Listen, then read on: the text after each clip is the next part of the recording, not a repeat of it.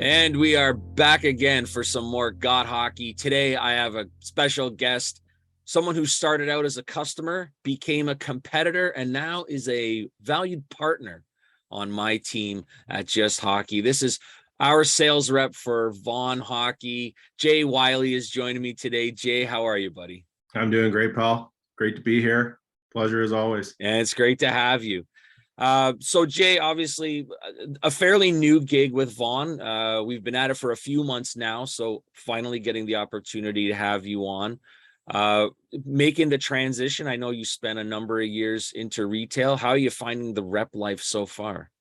Yeah, I mean, being on the store side and being on the retail side running, um, you know, hockey stores for the last 6 years, it was a smooth transition in terms of kind of getting my feet wet and knowing what you guys go through, and what the dealers go through on a daily basis, and the challenges that you guys face. That was probably the best part of the transition, and the probably the most challenging part of the transition was just trying to understand the travel and trying to hit different stores that were close to each other and making a schedule that made sense. So in terms of the overall transition, I was ready for it. As you know, being a goaltender and a goalie equipment geek, kind of a perfect spot for me. And then obviously I did stay very well connected, I think, to you guys. We always talked when I was with the competitor, with yourself, Sean, guys around the GTA, some guys outside the GTA. So it was always a great relationship in chatting with you guys, even though we were competitors and we would help each other out. 100%. I mean, I use competitor very loosely. Yeah, exactly. So for me, kind of, we've known each other a long time, and just continuing building the relationships that way was perfect for me, because you guys kind of knew what you were getting. And absolutely.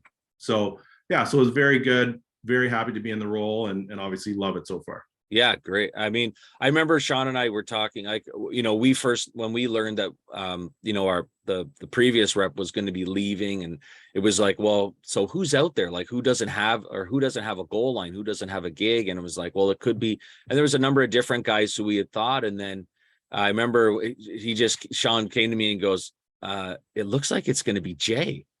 And I just remember thinking, that's perfect, and it was, and even like I said to you, one of the first times, it's like, get you out of the store, get you on the road, so to speak. Like, it's like really sort of putting you in a great position. And I always thought someone who was really well suited to it. So I think it's translated so far to working out pretty well. So when it comes to goaltending, you're a lifelong goalie? Yeah, I mean, my story is a bit of an interesting one if we want to go down the Let's do it. That road. I grew up in Collingwood, Ontario. At that point in time, I had the pleasure of joining John Brown and working for John Brown. So I was not playing, and I was building goalie pads for John. Had the ability to do it and kind of pick up that kind of trade, if we'll call it that. Yeah. And then was building pads for retailers and also building NHL, AHL goalie pads. Jamie Storr, Glenn Healy, Van Beesbrook, Zach Burke, made a pair for Dan Clucci at one point. Just, I guess John was trying to bring him into the stable, and that was a pretty incredible experience for me. So as a kid, obviously, like most goalies, I think, we talk about it a lot. I was in love with the gear. I was in love with the masks. But I was a player, and when you're young, you're rotating in goal, and you're playing the odd game in net. And as a young player, say 6 and onward, I was a good player. I was a forward. I played forward till the age of 11. Oh, okay. It's an interesting story in that playing other sports, kind of progressing in the goaltender position. Road hockey, ball hockey. My dad, knowing my passion for it, he just said, why don't you try out for this AAA summer hockey team as a goalie? And I said, yeah, I'm going to do it. And I made the team. So obviously, being a player and a decent skater and all of that practice, so to speak, off the ice, I was able to make that AAA team and make the change. And then from that point on, I was a goaltender. Nice. So yeah, it was an interesting one, but just kind of a passion for it. And he just said, let's try this. And I said, yeah, I think that's a great idea. And it worked out. Did he even know what he was getting himself into? Yeah, exactly. Right. And I think, he liked it. And as time went on, my folks loved it. But yeah, that's kind of how it started. And I think being green, so to speak, in the net, and then kind of progressing to a level that was, decent or higher level, Well, yeah, was great. It was massive. Yeah.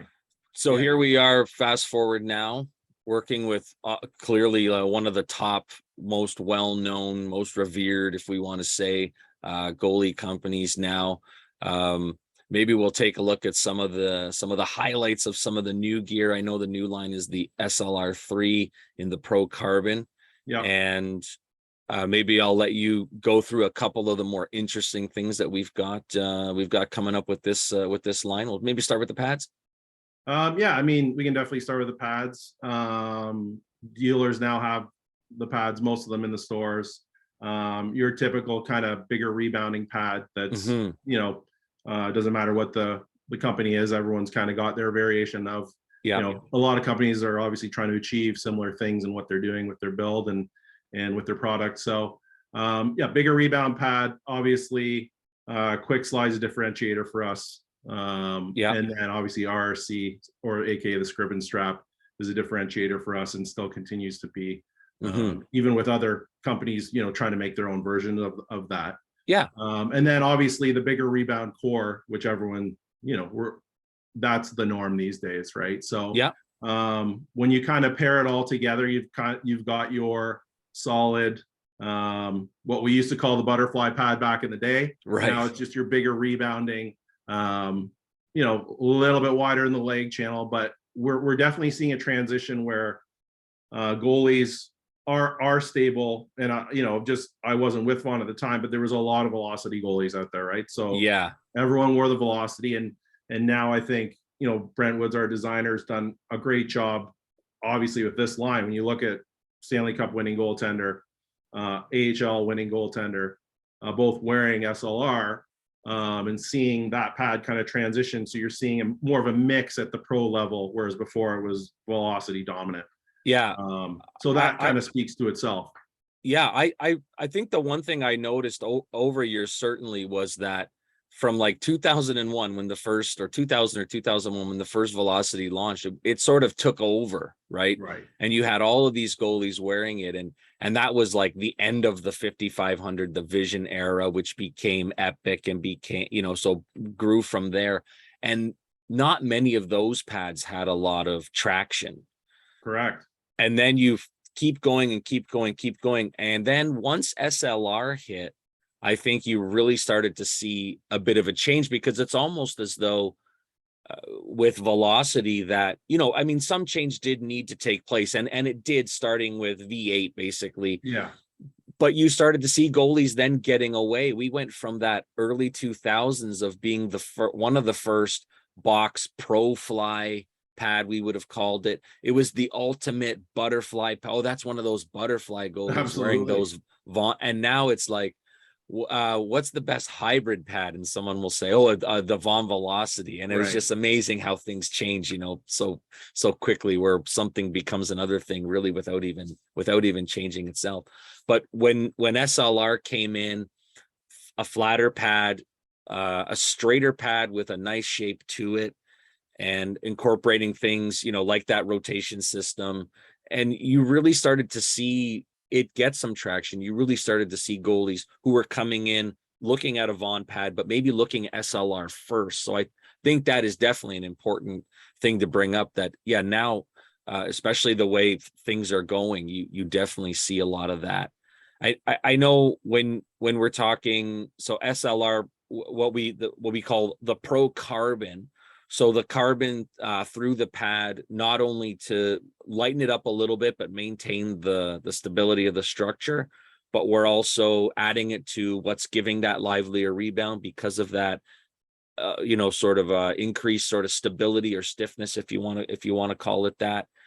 And I think that's sort of one of the keys where, you're in that pad and you really drop down, you really lock to the ice.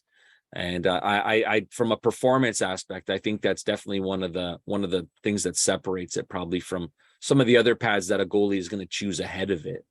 Yeah, and I think you hit the nail on the head there. SLR1 came out, had a great graphic. Guys were open to switching, and guys did switch. That pad was a great pad. SLR2 kind of continued, and then SLR3, some changes were made, livelier rebounds, more stability, and you see more guys wearing it pro NCAA, and junior level. There's definitely going to be a few guys at the junior level as well wearing it. So yeah, that was a game changer for sure. I think for Vaughn, being in retail at that time and being able to sell both pads, right? Yeah. It wasn't just a velocity story. And yeah, I think Brent and the team, Mike, they've done a great job just kind of progressing that line to what it is. And then, like we said, the Stanley Cup winning goaltender, and then the backup, and I believe the third goalie as well. We're all in SLR3. So how could they lose? How could they? Yeah, with a lineup like that, Yeah, sure. Exactly. Guaranteed win night. It's all Vaughn. Yeah, exactly.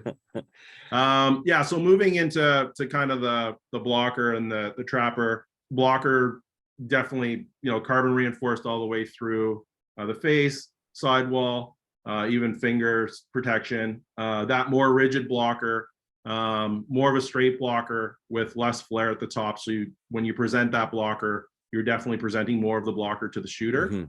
Bigger square target.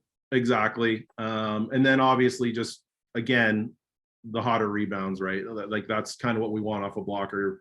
That wasn't a conversation a few years ago, and now that is a conversation, and everyone's trying to achieve it. And it's for me, we all have said a blocker is a blocker is a blocker, but when you're improving upon something and you wear it and you like it right away.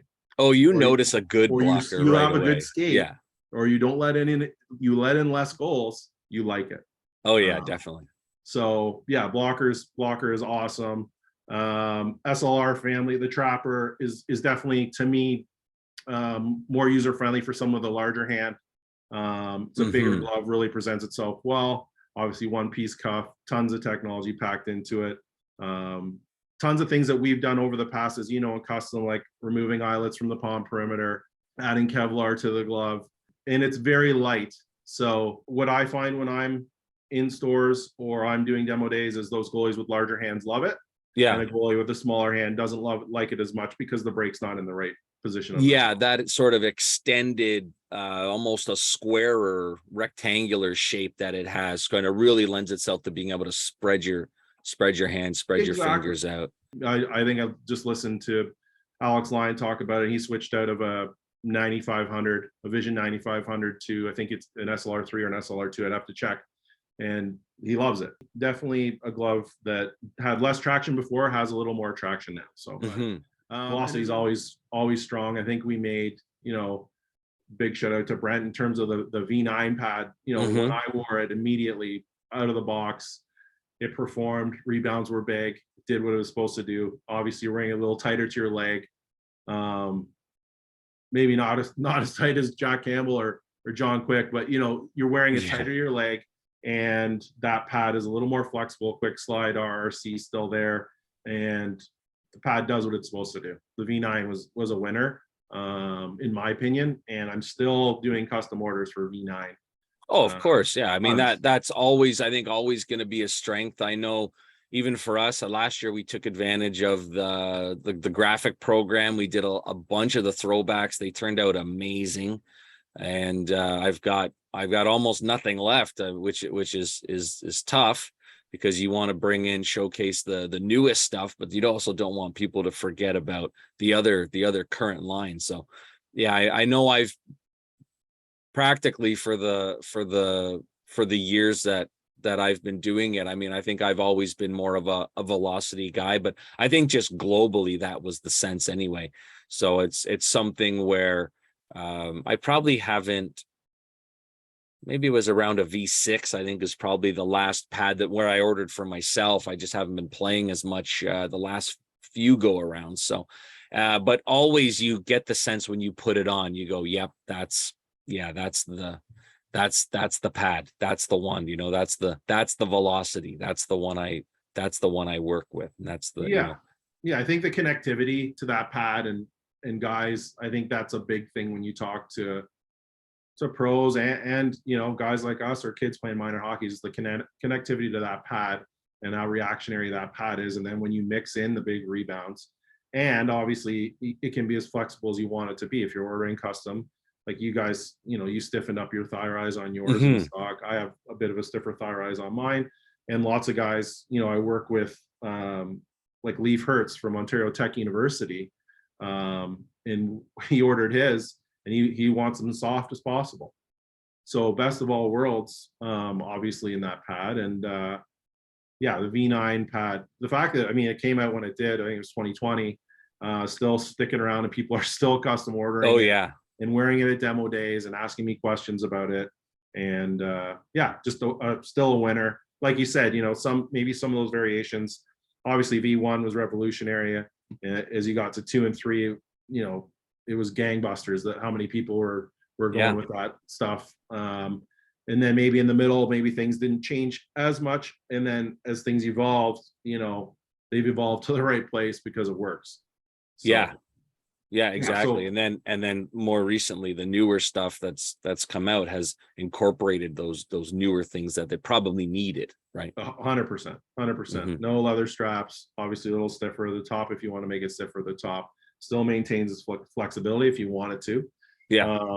And yeah, just when you can wear a pad out of the box, you can go to a skate. I'm just talking about myself personally. When I go and I can skate and feel like I've worn that pad for a season or 15 times, but it's the first time, that's when I know I have something that works for me. Yeah, you get out there the first 15, 20 minutes and you don't have to think to yourself, oh, that was weird. You just go through the game just like you're playing, and you're down, you're recovering, you're pushing off, you're moving side to side, and things are just working. That's the sign of a great pad. Exactly. And then obviously moving into the glove and blocker, they've been out for a while. You've got, your bigger 2-piece, V9 Pro Carbon, which is, everyone at retail who would come in to me and order that glove would kind of be like that bigger first baseman type baseball glove feeling glove.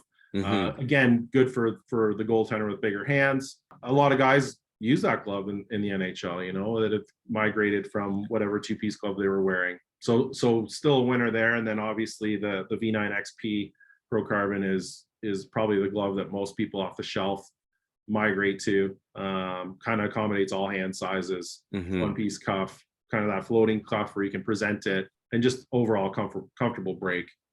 Oh yeah, I think that is just sort of a universally that's sort of a glove where sort of no matter what you're used to, no matter your own preferences, you can put your hand in that glove and you'll get a good feel kind of no matter what. It's enough, like it's sort of like very much like right down the middle for just about everybody, but that also means that you can get your hand right in, you can get your hand closed. It's simple in the way it's designed and the way it closes and everything about it.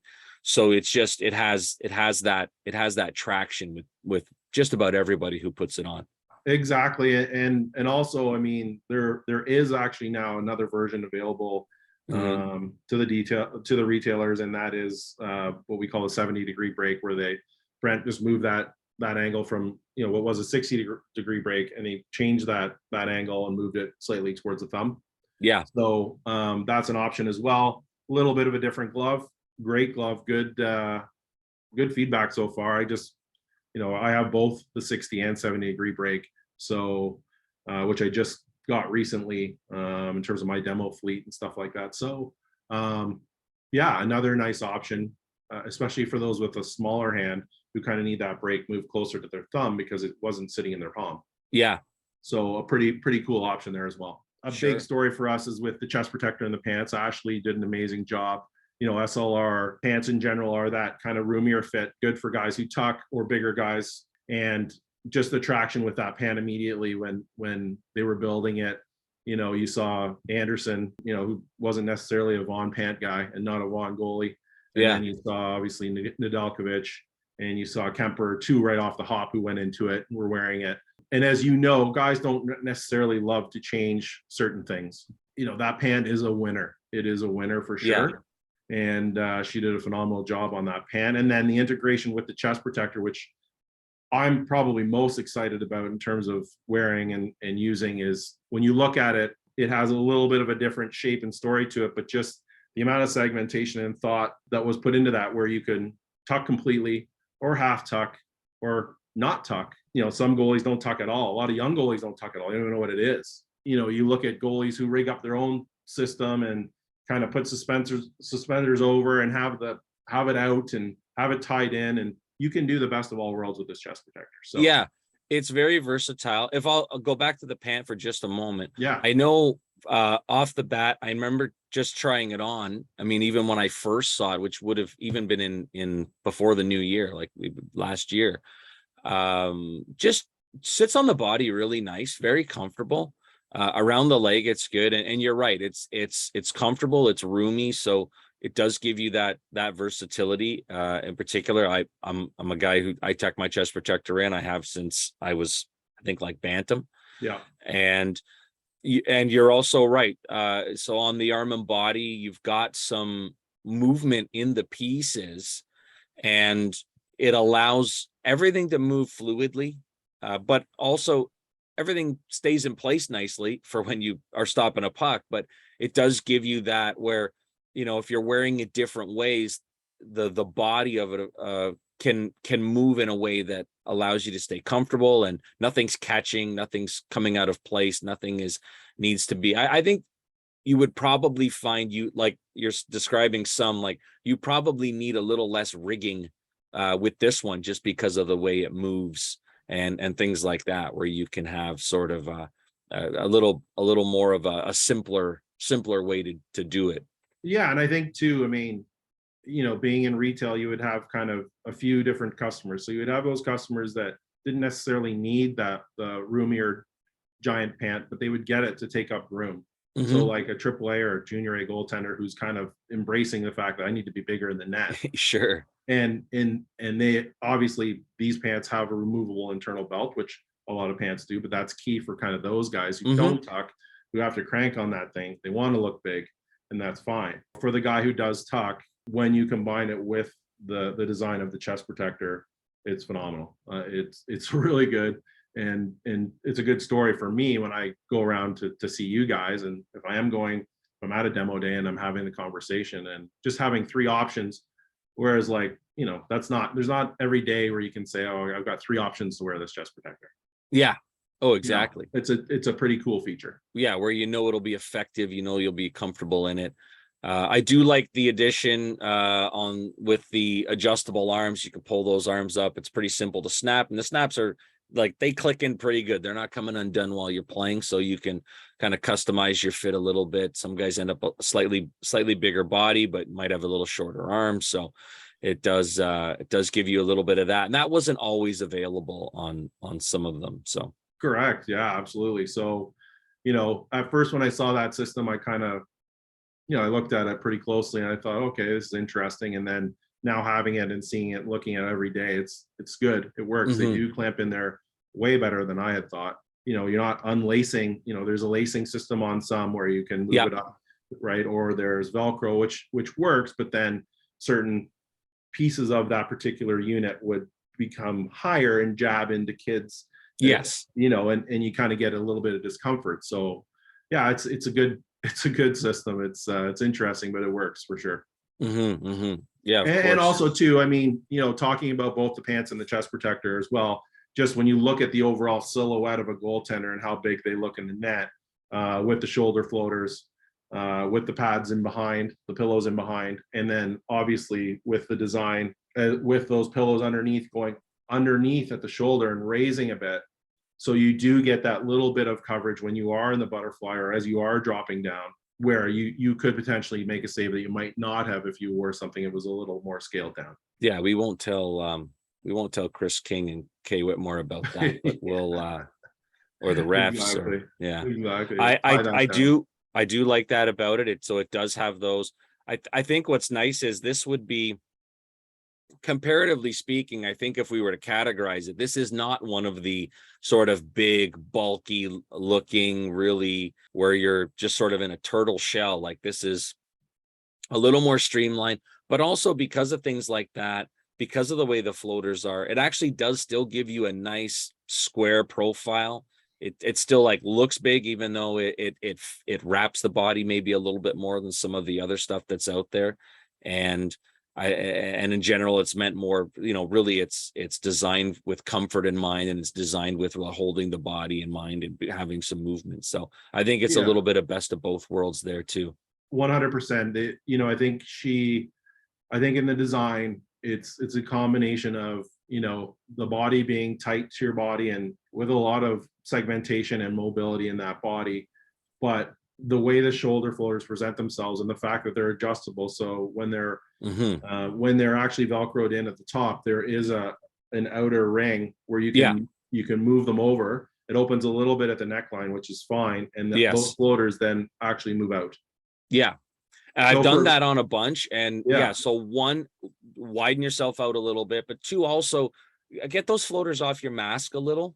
It's not, I don't think we're losing any like sort of protective element really by having that there, but just that little extra sort of over the shoulder, if it's pucks behind the net, or just in general, just for freedom of movement anyway. I think the ones that I've been selling, I think most of the time I'm at least showing them what the difference is. And maybe they don't want it sitting so far out, but the size of the guy and things like that. But I know I've at least adjusted them to show them the difference. And I think a lot of them are sticking with it. Yeah, absolutely. It's a nice feature to have. Depends on, like you said, the size of the goalie. A bigger goalie, I move it out. I make them look as big as possible. And then, more slender goalie, it's probably going to stay in that middle spot for sure. Yeah. So how's your golf game looking? Well, you know what? My kids are they're I have 8-year-old twins, and when you have younger kids, a good buddy of mine said you will play no golf. Yeah. Right. So, if I go out and I play 5 or 10 times, I'll find it a couple times I'll have it. And then the rest is just kind of having a good time out there. Right. So, I mean, I only bring it up, obviously, but for many people who don't necessarily. So when I met Jay, so that was, you were in the golf world, you were you were running a golf town, and that was sort of like one of your things. So that would have been an early, but that's another early love of yours, and another early sports passion of yours. Yeah, I mean, for me, I kind of fell into it. I was in my 20s. In terms of how I kind of fell into golf, it was hockey was my passion. Yeah, obviously, goaltending was my passion. Gear, even at that point, progressing to the level of being able to build goalie pads was pretty incredible. And then I got back into it, and I just played men's league and just played with buddies. And then, you're in your 20s and you need a career. So I was okay at golf, and I became a golf pro, and then fell into one off season in a golf town and made 11 years of it there. Obviously, but in terms of where I was as a kid and in my early 20s, I mean, I was a hockey player. I could play golf, but I wasn't a scratch golfer as a kid. I was okay. Yeah. But I fell into that career, and then fell into the retail side, which was great, service side, dealing with the public, and managing people and managing a bigger business. And then, there were some opportunities at Pro Hockey Life. I went back to a golf course for 2 years in between, which, it's tough with that seasonal kind of work. And then there were some opportunities at Pro Hockey Life, and being a hockey player and having the retail was a perfect fit for me. So, that's kind of how that all kind of shook down, and definitely thankful. I built a career there and kind of moved it over to, same fundamentals, but just another sport, which was my favorite sport. Yeah. Already was right in it, which was great. Yeah. I know. I do consider myself, actually, I would say many of my friends consider me a scratch golfer, because like if my name comes up in the foursome, they quickly they'll just scratch my name right off the page, and they'll say no thank you. You play with someone else. No thank you. Yeah. Dane is great guy, he's real funny, but you can't hit it straight. So Yeah. I didn't want to just skip over that, but obviously, yeah, the early going too with working with John in that, another, great company, another real, we're going back to the 1970s when he started. I mean, I had Glenn Miller on a little while ago, and he even predates that. So that must have been like a sort of like a dream come true kind of a gig where you really Yeah. got to be hands-on with it. Yeah, that was incredible for me, wearing some of his stuff as a kid and popping out to the showroom in the factory as a kid. And, I had a brown chest protector, I had a brown pair of pants, I had a brown pair of glove at one point. So, yeah, it was a dream for me. It was a dream come true. I didn't even really think about the pro aspect when I had kind of applied. Then when that kind of happened, I was just like, this is amazing. Like, I Sure. still to this day will show my kids. I'll Google a picture of Beezer and I'll be like, I'll look at his pads and I'll be like, your dad helped build those pads right there. Yeah. Which is cool, right? I It mean, is for sure. as You made it to the goalies, NHL yeah, one way or another. Yeah, in a exactly. way. And then a funny story. I mean, I ran into being a PHL, in one of the locations. Two of the goalies I built pads for were customers of the store. Okay. Dan Kluche would come into the store, and I introduced myself to Dan, and I told him the story. I said, Dan, remember those pads that John brought down to you? I said, I actually helped build those pads, and he had a massive smile. Great. We still, chat now and again, like via text. I say, hey, how you doing? And he loved that story. I mean, he was wearing Heatons at the time, but yeah, it was a great experience. John is a class guy to work with at the time, and yeah, it was amazing. It was amazing. Yeah, it's definitely one of the legends, out there for sure. For sure. Maybe what we'll do is, because I know what I sort of like to try to do if I can is get a bit of a rundown or a lowdown on some of the stuff when it comes to custom, because there's usually a lot of goalies out there have a lot of questions on custom. So you'll see like someone will be going through something on the customizer, and they'll say, oh, what does this mean, or what does that mean? Or are there common things you're seeing, or are there questions you're getting maybe that you want to, or features that you want to point out maybe on the customizer for this year that maybe people are either overlooking, or that they're sort of not that they're not able to access? Yeah, no, it's a great call out. I think when goalies, or and their parents are working through a customizer, I think number one, if anyone has questions out there, go to a dealer, go to a Just Hockey, or go to your local hockey shop and talk to someone about them. But for sure, like when you're looking at the customizer and what can be done to a pad, we're talking, thigh flex, we're talking boot flex, we're talking single break on the outer roll, no break on the outer roll, the odd person still with a double break on the outer roll. We're talking about a stock or a wider leg channel versus a slightly more tighter leg channel.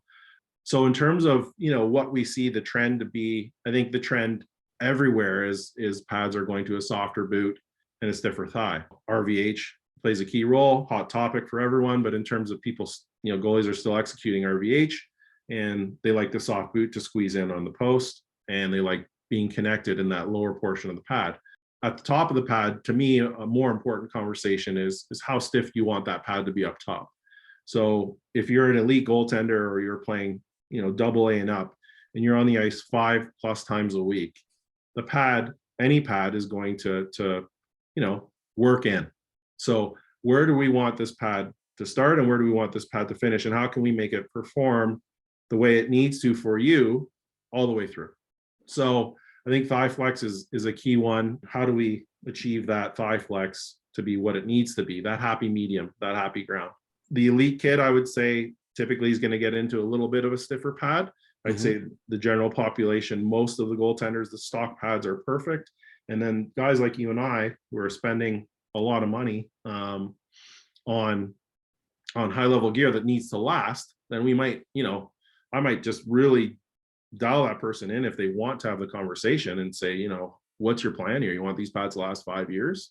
Yeah. Okay, well, we're going to stiffen up the top a bit more, And Yeah. maybe you're not going to go with a soft boot and you'll stay with a stock boot that's slightly stiffer. So what I try to do for most people is stay as close to the stock recipe as possible. When we have Yes. these goaltenders that need a change, we'll make the change. Hmm. And that's kind of my philosophy. Yeah, I know overwhelmingly when I'm doing an order for somebody, typically what I'm going to say to them is, if there's something that you specifically want to change, then let's look at that. But otherwise, if there's something that you're not, that you're not sure on, stock is already pretty good. Yeah. And, unless it's something about the way they play or something that I know, I'm not normally going to recommend a lot of things. There's a couple key little things, from one pad to the next. And I would usually say, you know what, we generally order this, or we generally see customers who like having that. But you're right.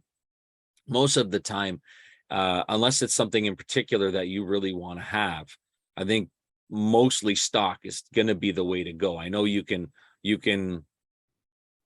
sort of have some unexpected changes that you'll see. You change one thing, it changes the thing you want, but it may also affect something else on the pad. So Exactly. I know you can't kind of go, you can't go too overboard. And sometimes you just it's too many ingredients in the soup, so to speak. Exactly. And then I think, an important thing to call out too is the graphics and the ability to, you guys did a great job, and some guys do it and other guys don't do it at the retail level, but the iceberg graphic, which has been around a long time, pulse graphic has been around a long time, swirl graphics been been around for a long time. But when you look at those old school and vintage, obviously, as well, and you look at those graphics and you throw it on new technology, it's pretty awesome in my opinion. Oh yeah. Those setups that you guys did, the swirl, you guys did the vintage. I think, we have some icebergs coming. You guys have some icebergs coming as well. So, that's fun, right? When you can dial those in and you can take someone in your store on the customizer, and, maybe they haven't seen it, or maybe they've been on it, for 30 days in a row, but just to have that conversation and let them kind of do their thing, or they say, oh, here's what I did, let me see what you would do. And then, ultimately they're making the decisions in terms of the scheme. But yeah, it's great. It's a great option, I think, for us, and a bit of a differentiator, really. Yeah. Well, to have those, again, those heritage designs, those throwback designs, of course, is, the V2, it's the graphic that Jonathan Quick won't let die, Yeah. but it's cool. It looks great. I think it's a simple way to take a pad. Mostly it's bottom swirl only now. Of course, the V2 had the top swirl to go with it as well. Yeah. But generally we're just looking, bottom color, and it's a great way to have something on there with an otherwise, fairly plain looking pad. Yeah. But it still gives it that nice look. And you're right though. Iceberg, I think, we're talking, Cam Ward coming in and winning the Conn Smythe before he's even eligible for the Calder, and things like that. That was a big driver, of course, in that era. And you went from the iceberg to the double iceberg, almost like a triple iceberg, where guys are adding different colors, and that really gives it that versatility. And same thing too, it's a pad that doesn't really have a ton of complexity to the graphic, but because of the layering, because of the way those work, that's one that you really can incorporate quite a lot into, with only being essentially a shin graphic. Yeah. I mean, a lot of good contrast there, especially if you make the those smaller areas a color that pops, and then bottom a dark, or the top zone maybe a light, and the bottom a dark, and something in between. And you can mix the materials too, which obviously you guys are great at too, and making those graphics pop as well, whether that's with quick slide or weave or whatever. So that one stood the test of time. I mean, they all have stood the test of time, really. But yeah, it's a pretty that iceberg one's popular for sure. And I would encourage any of the Vaughn goalies out there that don't necessarily look around. If you look around the NCAA, and if you do check out the some of the ROHL goalies this year, when in the next month or so, and when their stuff kind of there's pictures out there, like, you're going to see some pretty awesome setups out there. Like it's pretty fun to just check out like those goalies who get a little less exposure in the Yeah. NCAA. There's a ton of them, ton of Yeah. our goalies in the NCAA, and just what the team down our teams down there have done with them, and our reps down there have done with them is pretty awesome. So, take a look around, Google some I do it. I just Google the pictures because you're just going to find new setup after new setup. You're like, wow, wow, wow. I should mention a little bit about the pro side of things in terms of what, like our share and what's going on in terms of, chest, pants, glove blocker, pads. Like there's not a lot of people who have the conversation, and I incorporate it into my training and kind of when I'm talking to people, parents at demo days and stuff. Just the amount of guys who wear our pants is insane. It's a number. I don't have the exact percentage, but it's in the high 60 or 70% number in terms of the share of guys who wear our pants in the NHL. And if you go along the depth chart, it stays at that number as well from goalie number 1 to 5 on a pro team. Yeah. In the NHL. So, and then you incorporate the chest number, and the chest number along with, one of the other, companies, good companies out there, their unit, you're looking at almost like a 40-40 split of ours and theirs, and then the 20% is a mix of everybody else. Everybody else. And then you take a look at glove blocker pads, the exact number, whether it's 20, 25%, whatever the number is, and you combine those numbers and you talk pants, chest, glove blocker pads, and then you throw on the mask. We got a good thing going, right? Like, oh yeah, it's impressive to kind of see it. I just wanted to give that a quick call out because it's important, obviously. Yeah, and you guys had two fairly prominent members of the Vaughn family switch locations this year. So you've got Campbell moving, to Edmonton. You've got Kemper fresh off the Stanley Cup, and now he's in Washington. So it'll be interesting to see what happens there. See hopefully some interesting new setups, and we'll see some guys who are in new cities hopefully carry on the successes that they've already seen, and it'll mean good things for all of them. Yeah, absolutely, for sure. And obviously, goalie switch teams, and you hope it doesn't matter what equipment they're wearing, whether it's ours or someone else's. You just hope they continue their success. But yeah, we definitely had some changeover this year, which was interesting. You'll get Kemper, which won the Stanley Cup, and he's moved on to Washington. Yeah, a stout Washington team who could win. Oh yeah. So it's interesting for sure. Well, you could argue with a Washington, it was like a team if they could have had a couple of more saves. Even I know they're not as dominant as they once were, but certainly still a top team, and maybe those few saves maybe make the difference. Sure. Well, we're hoping for a great year. I know we're excited about everything we've already seen and all the stuff that we're going to see coming up in the near future, I'm sure.